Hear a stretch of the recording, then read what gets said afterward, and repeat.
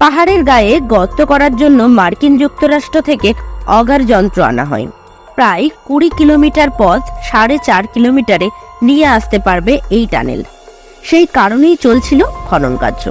17 দিন ধরে উত্তরকাশীর সিলকিয়ারা বারকোট সুড়ঙ্গে আটকে থাকা 41 জন শ্রমিককে উদ্ধার করে হয় 28 নভেম্বর 2023-এ। পাহাড়ের গায়ে গর্ত করার জন্য মার্কিন যুক্তরাষ্ট্র থেকে অগার যন্ত্র আনা হয়। মাঝপথে সেই যন্ত্র বিকল হয়ে যায়।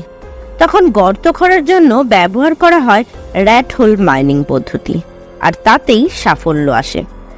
র্যাট হোল মাইনিং ঠিক কি সেটা জানার আগে এটা জেনে নেওয়া যাক আসলে এই বিপর্যয় ঘটল কি করে। 4 ধাম অল ওয়েদার প্রজেক্ট তৈরির কাজ চলছে উত্তরকাশীতে। এই প্রজেক্ট বাস্তবায়িত হলে বছরের যে কোনো সময় যে কোনো মরশুমে 4 ধাম যাত্রার জন্য সড়ক পথে যেতে পারবেন পুণ্যার্থীরা। জাতীয় সড়ক 134-এর শেষ প্রান্তে যমুনোত্রী নদীর পাড়ে অবস্থিত এই সিলকিয়ারা।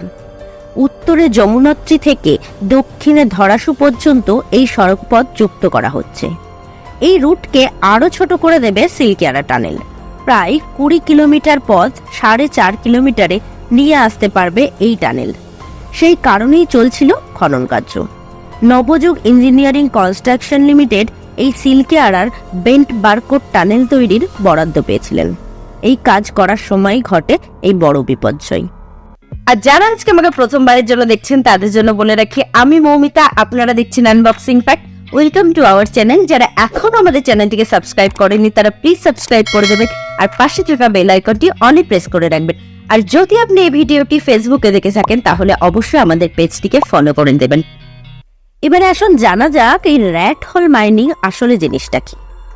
মেঘালয়ের মতো উত্তর পূর্বের রাজ্যগুলিতেও যেখানে কয়লার স্তর একটু পাতলা, সেখানে র্যাট হোল মাইনিং পদ্ধতির মাধ্যমেই কয়লা উত্তোলন করা হয়। এই পদ্ধতিতে ছোট ছোট গর্ত খোঁড়া হয় যেটা 4 ফুটের বেশি চওড়া নয়। সেই গর্তকেই বলা হয় র্যাট হোল। এই গর্ত দিয়ে খননকারীরা বাঁশের মই বা দড়ি নামিয়ে সেটা বেয়ে নিচে নেমে যান। এরপর বেলচা গাইতির মতো পুরনো দিনের বিভিন্ন যন্ত্রপাতি দিয়ে কয়লা খুঁড়ে ঝুড়ি ভর্তি করে কয়লা ওই গর্ত দিয়েই উপরে তুলে আনেন শ্রমিকরা। এই ধরনের গর্ত দিয়ে বাচ্চাদের নামতে খুব সুবিধা হয় বলে উত্তর পূর্ব ভারতের কয়লা খননে বাচ্চাদের চাহিদা ভীষণ বেশি। বিষয়টা বেআইনি হলেও উত্তর পূর্বে কাজের সুবিধা কম, তাই বাচ্চারা বয়সের কথা না ভেবেই খুব ঝুঁকির সাথেই কাজটা করে থাকে।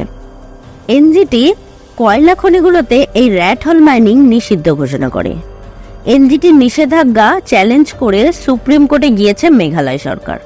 তাদের বক্তব্য, উত্তর পূর্বের পাহাড়ি এলাকায় কয়লার স্তর পাতলা, তাতে র্যাট হোল মাইনিং ছাড়া অন্য কোনো পদ্ধতিতে কয়লা তোলা সম্ভব নয়। উত্তরাখণ্ডের সিলকিয়ারা সুড়ঙ্গে শ্রমিকদের উদ্ধারের ক্ষেত্রে এই প্রাচীন পদ্ধতি সাফল্যের মুখ দেখিয়েছে। এবারে জেনে নিন র্যাট হোল মাইনিং নিষিদ্ধ হলো কেন।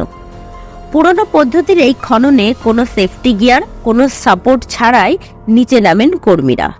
অত ছোট গর্তে আচমকা জল ঢুকতে শুরু করলে কর্মীদের মৃত্যুর আশঙ্কা থাকে। এছাড়া এই ধরনের খননে ধস নামা, জল দূষণের আশঙ্কাও থাকে।